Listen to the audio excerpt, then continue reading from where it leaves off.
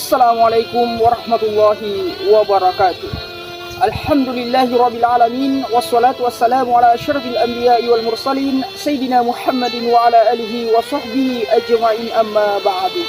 Alhamdulillah wa syukrulillah, saudara-saudariku, pada pertemuan kali ini kita akan mendengarkan ceramah dari guru kita Ustadz Abdul Somad yang membahas tentang manfaat dan keutamaan bersalawat kepada Rasulullah SAW.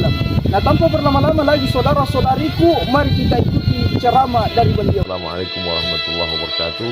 A'udzubillahi minasyaitonirrajim. Innallaha, sesungguhnya Allah Subhanahu wa taala bersalawat. Wa malaikatahu, malaikat-malaikat bersalawat. Yusalluna 'alan nabi, semuanya bersalawat kepada Nabi Muhammad SAW. Ya ayyuhalladzina amanu, hai orang-orang yang beriman, orang-orang yang percaya bahwa Allah berselawat, bahwa malaikat berselawat. Ya ayyuhalladzina amanu, hai orang yang percaya, sallu alaihi, berselawatlah kamu kepada Muhammad sallallahu alaihi wasallam. Kenapa ayat yang tidak langsung saja berselawatlah kamu?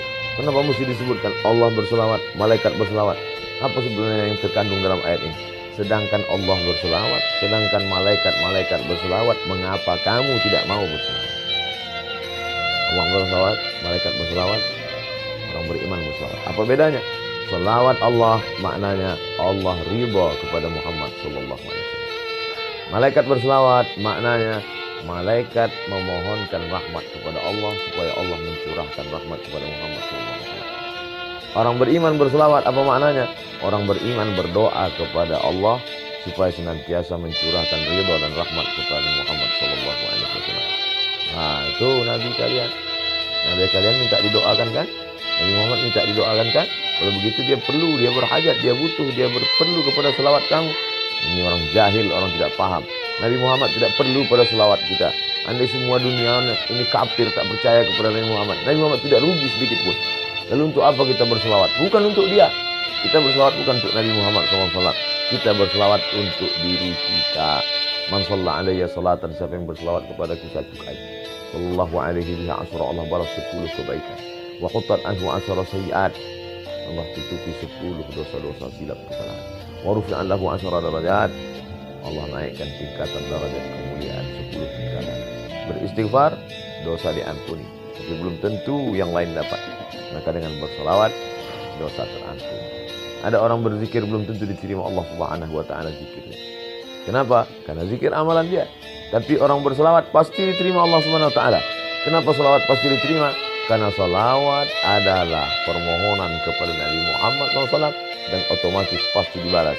Karena semua yang dimintakan kepada Nabi Muhammad atas nama Muhammad SAW pasti dikabulkan Allah. Janji Allah, wala sawfa yu'tika rabbuka fatarda, apapun yang kau mau akan diberikan Allah Subhanahu wa taala. Bahkan alam semesta ini pun diciptakan Allah karena Sayyidina Maulana Muhammad sallallahu alaihi wasallam. Nabi Adam berdoa kepada Allah minta ampun dosa dengan menyebut nama Muhammad sallallahu alaihi wasallam. Allahumma inni as'aluka bihaqqi Muhammad. Aku mohon kepadamu dengan nama dia yang namanya tertulis.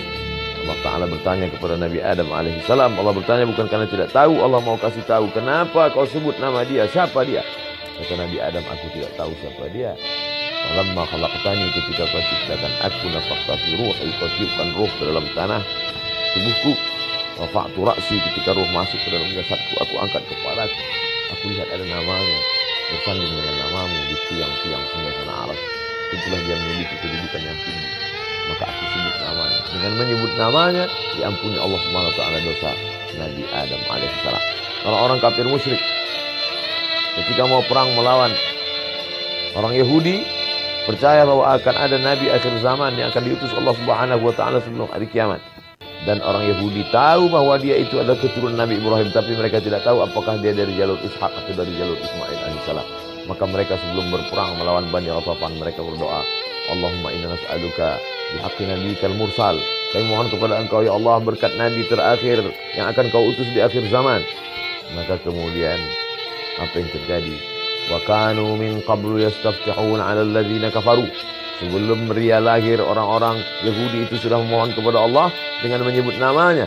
Sebelum mereka mengetahui dia, falamma ja'ahum ma arafu kafaru. Tapi itulah jahatnya orang Yahudi ini. ketika Nabi Muhammad SAW yang ditunggu itu datang, kafarubi, mereka justru kafir kepadanya. Kenapa mereka kafir? Karena mereka menyangka bahwa yang datang itu keturunan dari jalur Ishak, tapi ternyata yang datang itu dari jalur Ismail alaihissalam. Kita tak pernah mempermasalahkan dia dari jalur Ishak ataupun Ismail.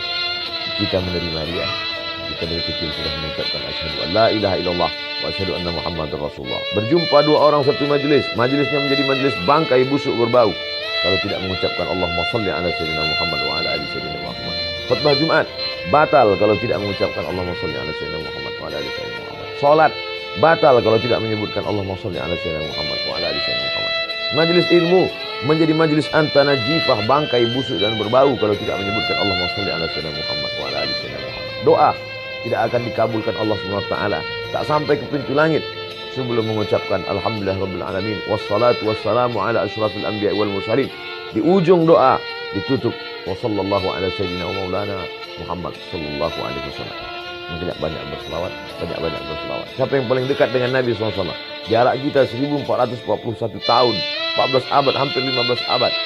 Bagaimana cara kita dekat dengan dia?